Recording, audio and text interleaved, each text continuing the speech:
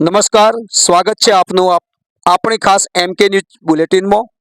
દોસ્તો, સમાજ સેવા અને લોક કલ્યાણ એ માનવતાનું સાચું આભૂષણ છે। આજે કેવીએસ ગોસ્વામી યુવા ટ્રસ્ટ દ્વારા સમાજના ઉત્થાન માટે કેટલાક પ્રેરણાદાયી કાર્યોની ચર્ચાઓ કરવામાં આવી હતી।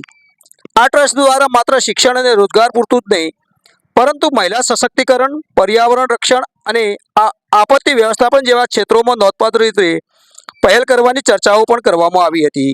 ટ્રસ્ટના મુખ્ય ઉદ્દેશ્યોમાં ગ્રામીણ યુવાઓ માટે કૌશલ્યવર્ધક તાલીમ કેન્દ્રો તેમજ પ્રાથમિકથી લઈને ઉચ્ચ શિક્ષણનો પ્રોત્સાહન, ગરીબ વિદ્યાર્થીઓ માટે વિનામૂલ્ય શૈક્ષણિક સામગ્રી પૂરી પાડવાનો સમાવેશ થાય છે। તે ઉપરાંત પર્યાવરણ જાળવણી માટે વધુ વૃક્ષારોપણ, સ્વાસ્થ્ય માટે નિયમિત મેડિકલ અને બ્લડ ડોનેશન કેમ્પ તેમજ દિવ્યાંગો અને અનાથોના ઉત્કર્ષ માટેની આ ટ્રસ્ટ દ્વારા ચર્ચાઓ કરવામાં આવી હતી।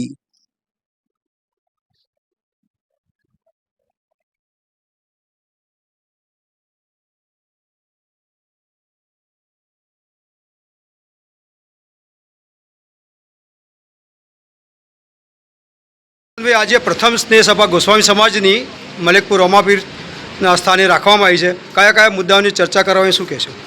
ખાસ તો આ યુવા ચેરિટેબલ ટ્રસ્ટ અમારું કેવીએસ યુવા ચેરિટેબલ ટ્રસ્ટના નામે અમે એનું રજિસ્ટ્રેશન કરાવવાના છે। સૌથી પહેલું અમારું પગલું એ જ હતું કે આનું રજિસ્ટ્રેશન થઈ જાય અને રજિસ્ટ્રેશન માટેની તમામ પ્રોસેસ આપણે શરૂ કરી છે। વકીલને તમામ પ્રકારના કાગળ અને જે જરૂરી વસ્તુઓ આપી દીધી છે અને સૌથી પહેલી પ્રાયોરિટીમાં આપણું રજિસ્ટ્રેશન છે। ત્યારબાદ આજનો જે એજન્ડા હતો એમાં તમામ મુદ્દાઓ જે સામાજિક, આર્થિક, સાંસ્કૃતિક અને ધાર્મિક ગોસ્વામી સમાજના નાનામાં નાના બાળકથી માંડીને છેક વડીલ સુધી સમાજની તમામ સેવાઓ પહોંચે અને સમાજના યુવાનો એકત્ર થઈ એકબીજાની એકતાથી ખૂબ આગળ વધે અને સમાજને આગળ વધારે એ હેતુથી આજે અમે પ્રથમ સ્નેહ સભાનું આયોજન કર્યું।